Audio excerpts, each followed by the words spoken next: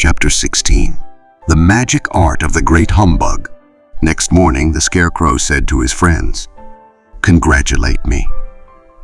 I am going to Oz to get my brains at last. When I return, I shall be as other men are." "I've always liked you as you were," said Dorothy simply. "It is kind of you to like a scarecrow," he replied. "But surely you will think more of me when you hear the splendid thoughts my new brain is going to turn out." Then he said goodbye to them all in a cheerful voice and went to the throne room, where he rapped upon the door. "Come in," said Oz. The Scarecrow went in and found the little man sitting down by the window, engaged in deep thought. "I have come for my brains," remarked the Scarecrow, a little uneasily. "Oh yes. Sit down in that chair, please," replied Oz. "You must excuse me for taking your head off, but I shall have to do it in order to put your brains in their proper place." "That's all right," said the Scarecrow. "You are quite welcome to take my head off, as long as it will be a better one when you put it on again." So the wizard unfastened his head and emptied out the straw. Then he entered the back room and took up a measure of bran, which he mixed with a great many pins and needles. Having shaken them together thoroughly, he filled the top of the Scarecrow's head with the mixture and stuffed the rest of the space with straw to hold it in place.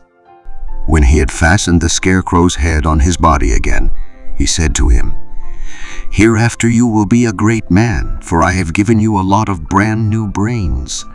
The Scarecrow was both pleased and proud at the fulfillment of his greatest wish, and having thanked Oz warmly, he went back to his friends. Dorothy looked at him curiously. His head was quite bulged out at the top with brains.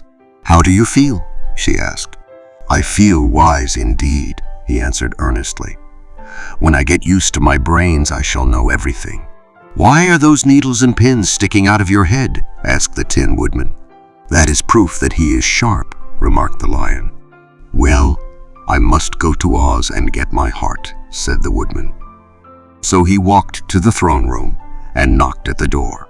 "Come in," called Oz, and the Woodman entered and said, "I have come for my heart." "Very well," answered the little man. "But I shall have to cut a hole in your breast so I can put your heart in the right place. I hope it won't hurt you."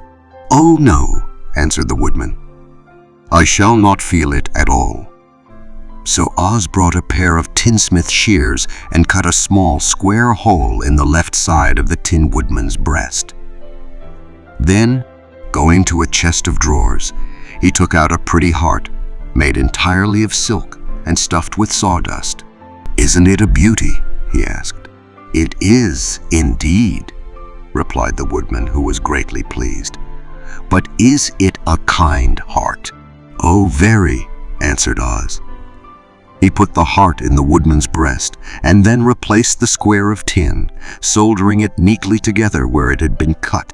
"There," said he. "Now you have a heart that any man might be proud of.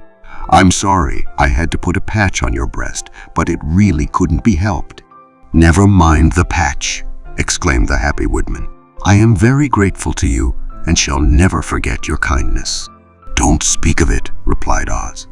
Then the Tin Woodman went back to his friends, who wished him every joy on account of his good fortune. The Lion now walked to the throne room and knocked at the door. "Come in," said Oz. "I have come for my courage," announced the Lion, entering the room. "Very well," answered the little man. "I will get it for you."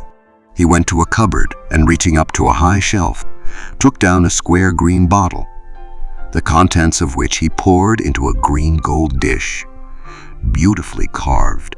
Placing this before the cowardly Lion, who sniffed at it as if he did not like it, the wizard said, "Drink, drink."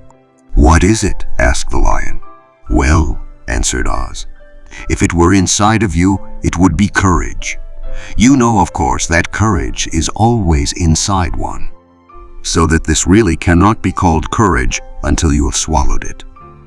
Therefore, I advise you to drink it as soon as possible." The Lion hesitated no longer, but drank till the dish was empty. "How do you feel now?" asked Oz. "Full of courage," replied the lion, who went joyfully back to his friends to tell them of his good fortune. Oz, left to himself, smiled to think of his success in giving the Scarecrow and the Tin Woodman and the lion exactly what they thought they wanted. "How can I help being a humbug," he said, "when all these people make me do things that everybody knows can't be done?" It was easy to make the Scarecrow and the lion and the Woodman happy, because they imagined I could do anything. But it will take more than imagination to carry Dorothy back to Kansas, and I'm sure I don't know how it can be done.